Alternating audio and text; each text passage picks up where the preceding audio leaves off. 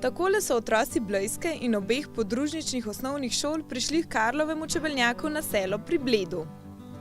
Nekateri peš, drugi s kolesi so se udeležili dneva odprtih vrat čebelarskega društva Bled Gorje. Prišli pa so še zaradi nečesa drugega.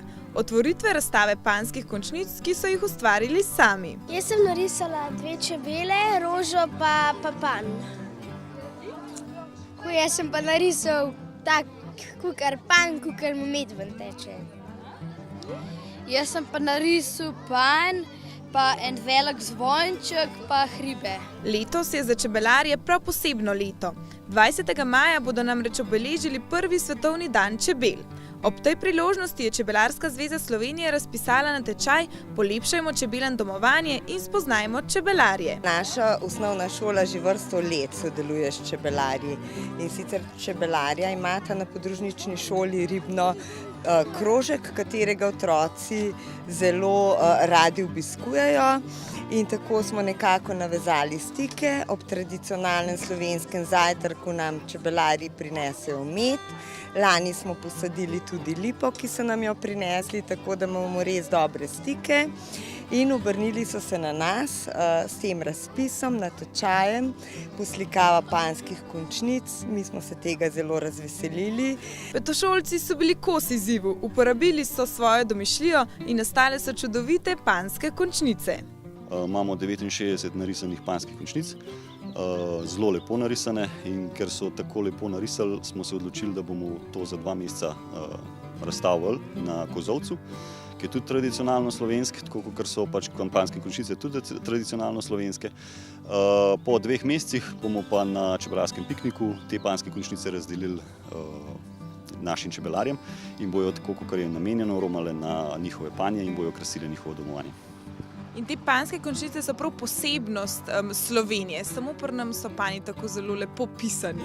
Seveda, takoj ko pridejo čebelarji iz tujine sem, se vsi čudijo, zakaj imamo mi tako lepo pobarvane. Mi imamo dobesedno slovenski čebelarji radi svoje čebele.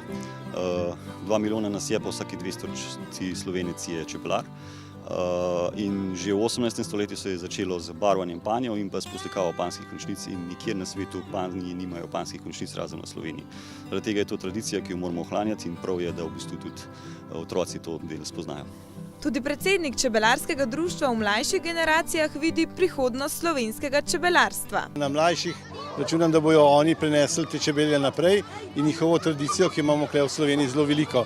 Jaz moram reči, da imam krožek že pri Zavodu za gluhe, ker sem jaz v službi že 11 let in sem najbolj ponosen na to, da imam 3 fante, dijake, ki so, danes imamo le osnovno šolo pa srednjo, ki se zdaj ukvarjajo s čebelami. Mladi se vse bolj zavedajo, kako izjemnega pomena so čebele in s tem tudi delo čebelarjev za preživetje človeka. Vedno večji pomen pa dajo tudi zdravemu načinu življenja. Kaj vsebuje zdrav tradicionalen slovenski zajtrk, dobro vedo otroci. Kaj vsebuje tradicionalni slovenski zajtrk? Maslo, mleko, kruh. Tudi podžupan občine Bled, Toni Mežan, si večkrat pripravi zdrav zajtrk. Do svojega nekje 20. leta medu skoraj da nisem poskusil. Potem pa zaradi pogostih angin, katere sem sicer preboleval že prej in mi ne žajbelj, ne nič drugega ni pomagalo, niti uspeni več, sem začel poizkušati med in moram reči, da od takrat naprej sem nekako med vzljubil. Imam tudi doma različne vrste medu, tako da ni vsak dan enako in lahko rečem, da imam medeni zajtrk najmanj 4-krat na teden. Čebelarji so skupaj z osnovno šolo, ravnateljico in učiteljicami otrokom pripravili čudovit in pester dan. Uživali so na svežem zraku in se družili s prijatelji. Seveda pa ni smela manjkati niti priljubljena pesem Lojzeta Slaka Čebelar.